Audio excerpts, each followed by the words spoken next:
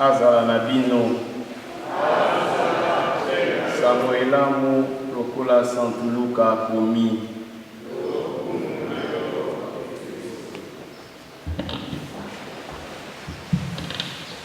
Nsima ya sanza motoba Nzambe atindi anzelu Gabriel o Galilea omboka Nazarete atindi epai ya elenge mwasi moko Maria abaleli ye mobali nkombo te Yosefu wa libota wa Davidi. Anzelu ayengeli yo ndako ya ye mpe alobi losako na yo mwana wa bolingo wa Nzambe.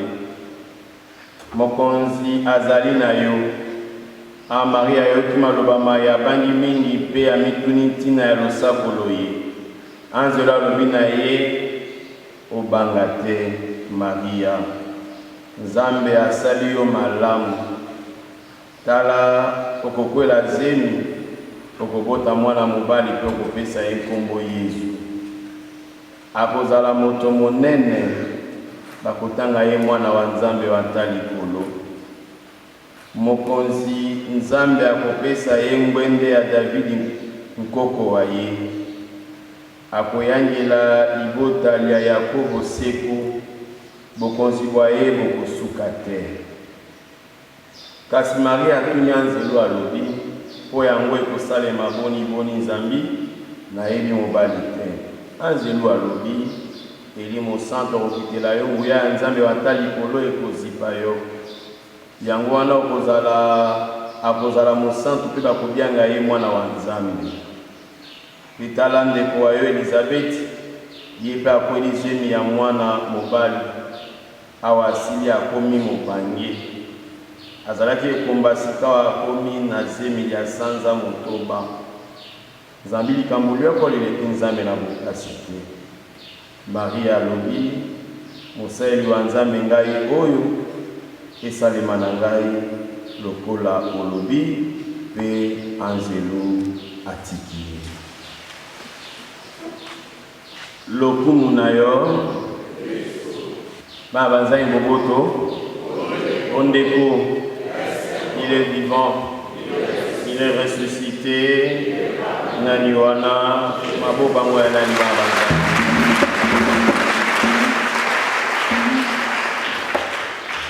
Anzelu asangeli Maria Annonciation mokolo mwa lelo.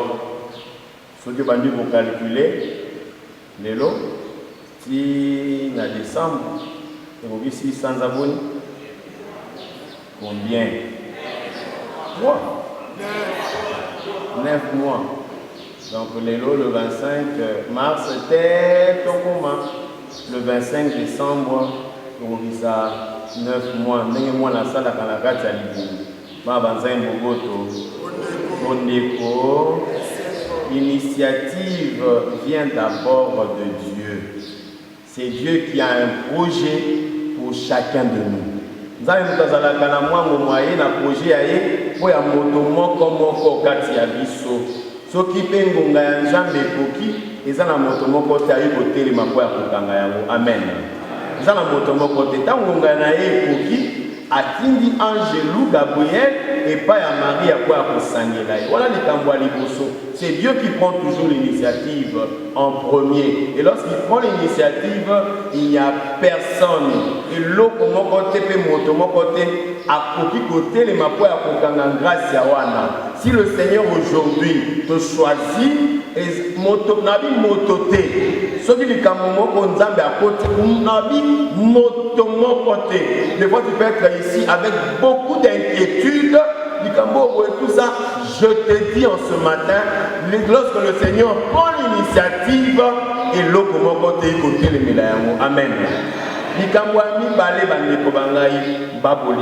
Le Seigneur choisit qui il veut, quand il veut, et il n'a de compte à rendre à personne. Et où il veut d'ailleurs. Ce qui a poni moto, et zali nambunganaye, pe moto a poni, moto mon côté, à sa conseiller naïe d'ailleurs. Moto mon côté, il n'a de compte à rendre à personne. Que le bac, yéto, ça ne dépend ni de toi, ni de moi, ça dépend du choix de Dieu. Et le choix de Dieu, c'est un choix béni. Amen. À côté de la bilongité, à côté de la motema, n'engatali motema ya maman Maria, abongisa qui est pour être aborté la mobile ici, aborté la biso mobile ici. Moi na c'est mon corps. Il a de quoi avant d'accord. Pourquoi te etalio na nini boboto bondeko. Et des fois nous voulons prendre la place de Dieu en jugeant le Seigneur, en jugeant Dieu, en lui disant yete, elongue yote, mukuse yote, mulayo yote, mbingao yote. Amen. Amen. Et voilà moto, voilà bissoir. Parce que bissoir tout à l'heure bilongi abattu, tout à l'heure ba comportement abattu. Mais nzamba ta na motema, ndenge atali motema ya mama Sainte Maria, aponi azala mama ya nzambe. Et tout ce qu'on peut dire de Marie, tout discours sur Marie, c'est parce que cette dame était la mère de Dieu. Dernièrement, Joseph a célébré. Ceux qui ont la Sainte Famille de Nazareth, Joseph et Marie, c'est parce que Jésus est dedans. Ceux qui nous ont qui n'a qu'à titer, mais ils vont les vues sans sauter. Il y a un problème, ils s'en ont fait la tombe à l'élan. Pour la vie, elle soit sens, elle soit direction à ma lame. Il faut qu'il y ait un moment il faut qu'il y ait un fondement. Il y a vie na bino, il y a l'hypothèse na bino, il y a ma camolabino manso. Ce qui nous semble à côté de ma camolabino, n'a pas eu sa bino na tombe à l'élan, motomo côté, à Kogiko, Kandali Kambo, à la tombe de l'émission en Nazarité. Sans si à vie na biso, Marie a trouvé son sens en Jésus-Christ. Il est vivant. Il est ressuscité. Nani wana, maboko kwa nani ba manzani. Le Seigneur a voulu à limiter à sanisa bomoto wabiso na bonzambe boye. C'est ça bomoto na bonzambe boye. Lui qui était de condition divine, il s'est fait chair. A komi moto, o te biso to comme banzambe, to comme lokola ye. Ay ko sanisa bomoto wabiso na bonzambe boye. Yango c'est une joie. Pendant à cause de la moto confiance, Jésus était libre de venir dans ce monde d'Engalini. Il était libre. Après, au Talikolo, après, à bien à Zanzan. Mais à l'obina potama la moto, na moisi, il fait confiance en lui-même. À l'unité, bon, ça me voyait au Sanana, na bon moto wabiso, ya komi moto solo, nous avons fait solo. Vrai homme et vrai Dieu. Maman Zambé Moboto. Boneko. Alini Kosangisa Bonzambe Bona. Il est libre. Père Botamina Mosali, Dieu nous fait confiance. Nous fait confiance. Et d'ailleurs, il prend le risque de naître d'un humain, d'une femme à vie risque wana. Parce que nous avons aligné. On a vu sur la tombe de l'eau. Quand il a raté, ceux qui nous ont écouté avec la moto, aligné moto, aligné derrière la moquille, dans la moto. Et vous voyez la nuit pour aller Kamulayo. Le Seigneur t'aime, le Seigneur te porte, le Seigneur te connaît. À vous ça la confiance. Allez, Kamulayo. Il te fait confiance. S'il a fait confiance à la Vierge Marie, qui est un humain comme toi et moi, à plus forte raison moi, à ça la confiance au téponani. Yango, à vous ça la confiance, à Koponanga, le point dans l'ensemble naye. Amen. Asi mon gana rotique la mona ba chelute na bato, à kabeli so mon gana boyer mais. Yaye moko. Il nous fait quoi? Il te fait confiance à repasser au mon longani. Il te fait confiance à repasser au mon salaire. Il te fait confiance à repasser au santé. Il te fait. C'est ça le Seigneur. C'est Yamoana. Pour les lakalirati. Le bac du Seigneur, comme tu as fait confiance à la Vierge Marie, moi aussi j'ai confiance en toi. Amen.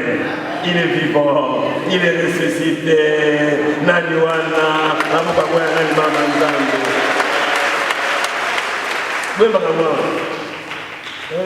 j'ai confiance en toi. Ah, la montée à mon sang. Oui, mais c'est moi la télé. Ah, maman, c'est pour j'ai confiance en toi, Seigneur. Oui, nous faisons confiance. Mais nous conseillons confiance. Moi aussi, je te fais confiance. Et Dieu nous fait toujours. D'ailleurs, vous imaginez, malgré notre petitesse, malgré notre fragilité, mais le Seigneur continue à nous faire confiance.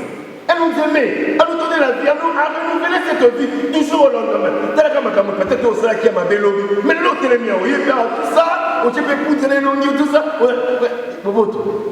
Mon déco. Au talent au sac, ceux qui m'ont dit ça, peut-être mais je fais toujours comme lui, j'ai confiance en toi. Comme il a fait confiance en la Vierge Marie. J'ai confiance en toi.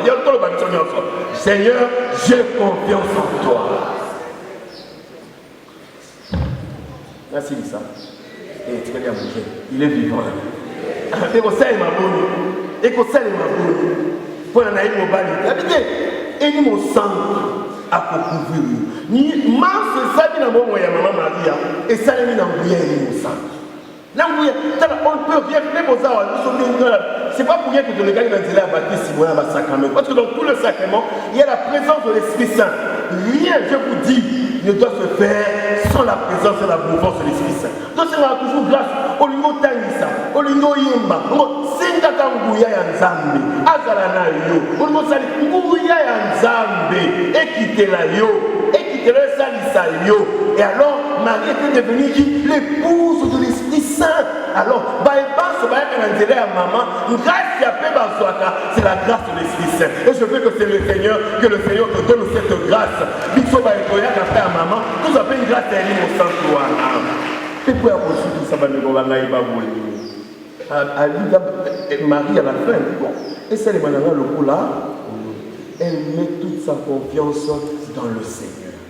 C'est-à-dire, ngai na pesio bomo ibangai na pesio motima o ekoya et ya lobi ya etali na susiti yango moni tango Joseph alinga ki atia Maria libanda Angelou Maria que libre était calme après ngala nzima ki déjà yo ndo ko sisa makambo wana Angelou alimeli Joseph abisiete kamata ye aza mama ya monani obota mwana de tout ça et Joseph ayambili pour battre oh nyonso ko ya sima c'est ça vous savez lorsque vous êtes dans le Seigneur lorsque vous lui faites confiance et je suis que vous lui faites confiance mon cher ma chère dikonanga ko banga eloko te ko banga mokilité ko obabaki yo ba kolongola na musala yo ba temenaki yo ba kosala boy n'aie pas peur de ces gens-là faites confiance au Seigneur là-bas.